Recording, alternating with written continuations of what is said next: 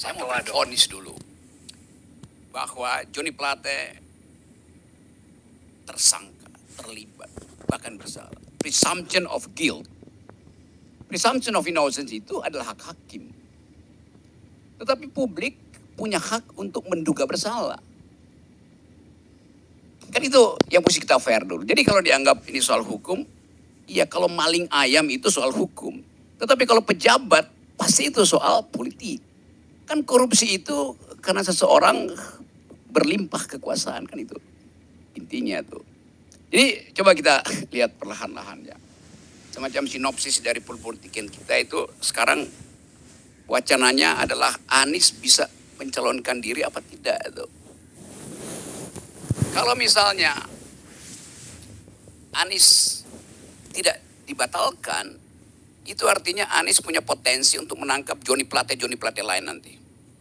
Kira-kira begitu yang terbentuk di dalam pikiran publik. Saya terangkan itu untuk mewakili kecemasan publik terhadap calon-calon presiden yang tidak mau bikin radical break dengan kekuasaan sekarang.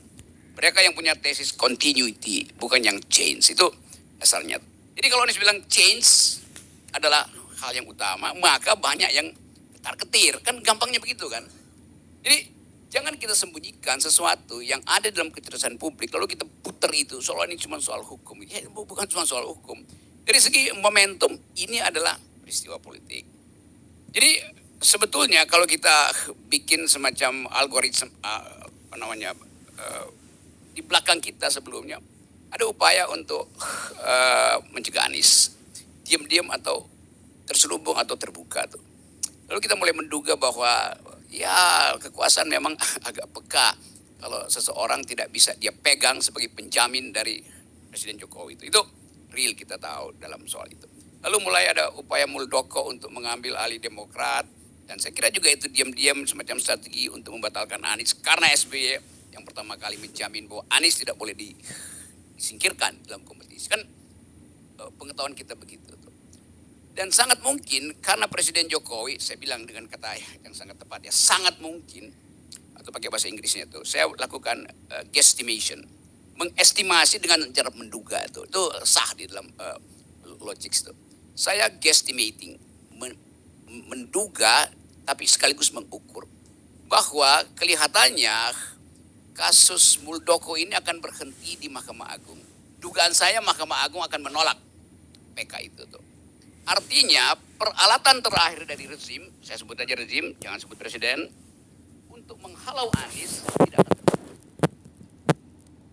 Lalu ada simpanan senjata terakhir, yaitu kasus Johnny Plate yang dari 2 tahun lalu udah diisukan. Karena ini bukan tiba-tiba ada di situ kan.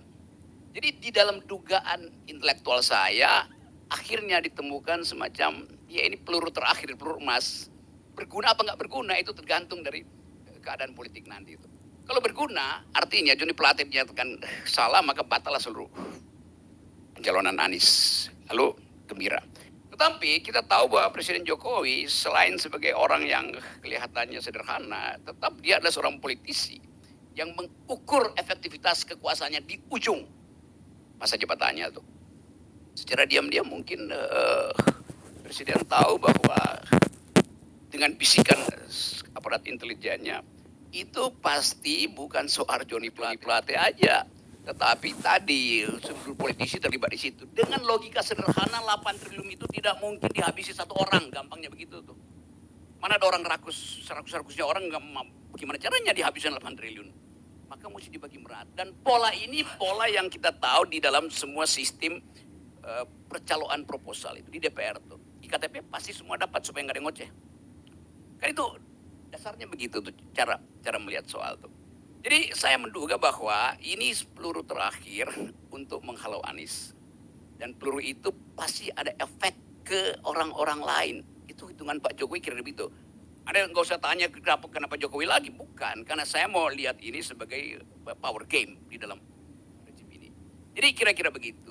Lalu tiba-tiba nama PDIP disebut di situ dengan 2 tokoh. Okay.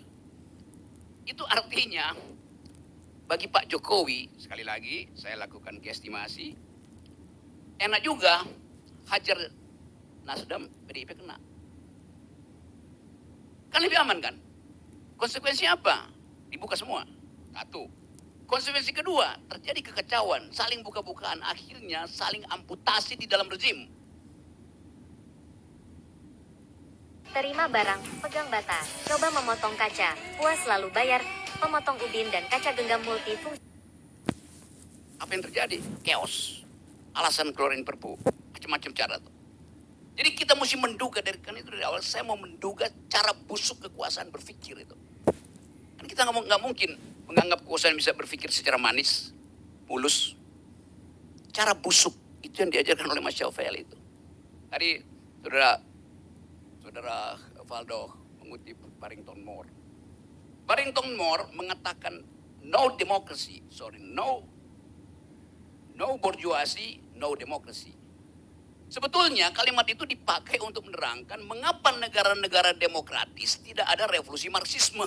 Itu intinya sebetulnya. Karena ada kelas menengah tadi. Jadi kita bukan no bourgeoisie, no democracy, no politician, no corruption. Begitu dalilnya. Hanya karena ada politisi maka ada korupsi. Simpel aja. Jadi buat memperpendek uraian, saya menganggap bahwa ini adalah percaturan terakhir. Game terakhir dari istana untuk meminta publik mengerti bahwa dia masih punya kekuatan. Tapi ini juga pertaruhan yang membahayakan. Sebab kalau gagal dibuka semua akhirnya tuh. Dan itu yang kita tunggu. Kalau elit saling membunuh saya senang. Karena rakyat selamat. Kalau elit bersekutu rakyatnya jadi korban. Kan begitu kok berpikir komplotan itu kan. Jadi saya kira itu poinnya dan kita lagi bicara soal apa bedanya Johnny Plate dan Johnny Depp. Dua-duanya disiksa oleh partnernya. Tapi oke, kita mungkin nanti bayangkan satu waktu bahwa ini akan dibuka, ini akan terarah. Walaupun orang anggap iya ini 8 triliun apa sih dibandingkan dengan 350 triliun di Departemen Keuangan. Sama kasusnya. Tetapi ini kasus yang punya political tone yang tinggi. Itu bedanya tuh. Di pertaruhan ini ada pertaruhan peradaban. Mau nggak kita mulai dengan cara yang jujur mengatakan bahwa di dalam korupsi tidak ada satu elemen pun yang tidak terlibat di dalam sistem kekuasaan. Begitu cara berpikir. Saya kira dengan cara itu saya masih ingat satu nama. Kita ngomong Johnny Plate, Johnny Depp, satu lagi Johnny Cash. Johnny Cash adalah musisi itu. Dia pernah menulis lirik namanya kira-kira tentang penjara. Ini Johnny Cash ya, bukan Johnny Depp. Ya Johnny Indo saya kenal baik dia dan dia korban dari kekacauan sistem hukum kita tuh. Jadi satu waktu Johnny Cash, dia ingat pesan ibunya supaya jangan kamu, karena ini dari keluarga miskin Johnny Cash ini dan dia berhasil jadi artis yang bagus. Jangan sekali-sekali simpan senjata karena itu berbahaya. Lalu ke bawah mimpi Johnny Cash ini, dia bilang, ya jangan simpan senjata, kata ibu. Tapi saya mau lihat seseorang meninggal, mati. Itu. Maka dia tembak orang itu. Ini saya kira dalam imajinasi dia waktu dia bikin lirik. Akhirnya dia di penjara tuh.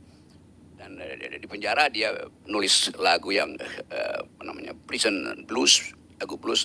Yang membayangkan, yang mungkin bagi dia itu diselesaikan lewat ya ritme, lalu dia bertobat segala macam. Tetapi dalam politik, dalam kita ini, Johnny Plate itu harus kita anggap sebagai format baru dalam politik kita.